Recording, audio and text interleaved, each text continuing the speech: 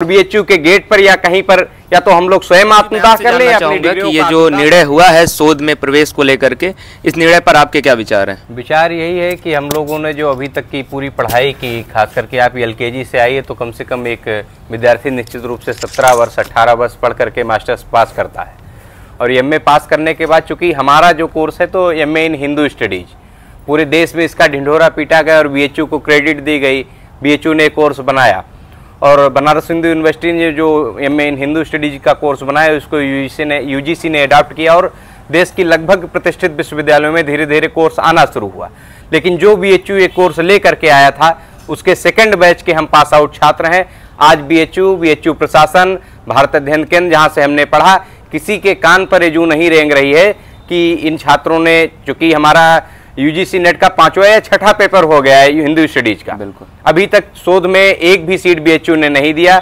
हम second batch pass out हैं, जो थर्ड बैच है वो भी सेकंड ईयर में है, उसका थर्ड सेमेस्टर है, 4-6 महीने बाद वो भी पास हो जाएगा, थर्ड बैच पास हो जाएगा।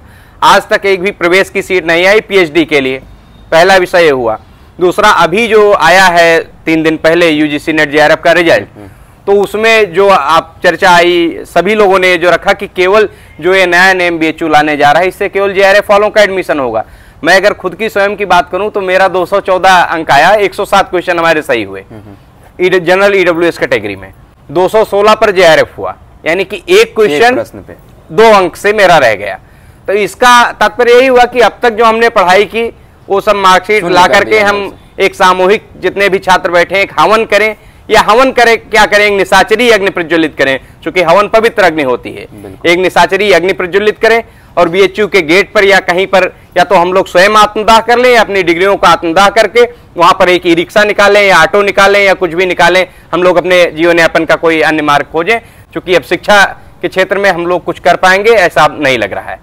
और दूसरा मुद्दा कि बीएचयू में प्राइवेट बस एक चलाई जा रही है, कैंपस से पेड़ों को काट करके इसको वीरान किया जा रहा है, ये सब भी हम लोगों के मुद्दे हैं और ये मुद्दे यहाँ पर आने चाहिए। आपके माध्यम से हम चाहेंगे कि आप लोगों तक रखें। बिल्कुल, बहुत बहुत धन्यवाद आप सभी का। विश्वविद्यालय के इन संजीदा मुद्दों पर आप सभी खड़े हैं। सबसे पहले आप सभी को साधुवाद कि आपने कम से कम ये शक्ति दिखाई है कि विश्वविद्यालय प्रशासन के इस तानाशाही रवैये को आपने जिस तरीके से भी आप वापस कराने का प्रयास कर रहे हैं, और जो वेदना छात्रों की देखने को मिल रही है, छात्र स्वयं का आत्मदाह करना चाहते हैं, छात्र अपनी डिग्रियों का आत्मदाह करना चाहते हैं क्योंकि विश्वविद्यालय प्रशासन इन्हें मजबूर कर रहा है।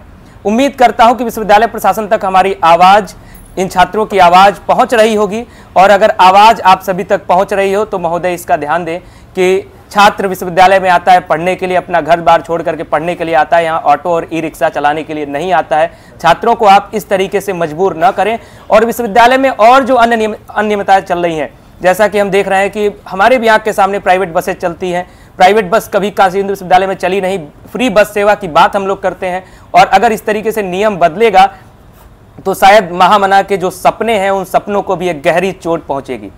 अभी फिलहाल इन्हीं शब्दों के साथ इस वीडियो को हम एंड करते हैं। आप इस वीडियो को शेयर करते हुए सभी तक पहुंचाएं, विश्वविद्यालय प्रशासन तक पहुंचाएं, और अन्य जहां भी आप पहुंचा सकते हैं जो इस मुद्दे को कुछ भी अगर थोड़ा सा बूस्ट कर सकता है, स्टूडेंट्स के हित में अगर खड़ा हो सकता है, तो जरूर आप उनको जोड़ें। हम आपके साथ ऐसे ही जुड़े रहेंगे, छात्रों के साथ हमेशा जुड़े रहेंगे, और हर समय छात्र हित के जो जितने भी मुद्दे होंगे उन मुद्दों के साथ हम खड़े रहेंगे। अभी के लिए इस वीडियो में इतना ही। बहुत बहुत धन्यवाद। नमस्कार।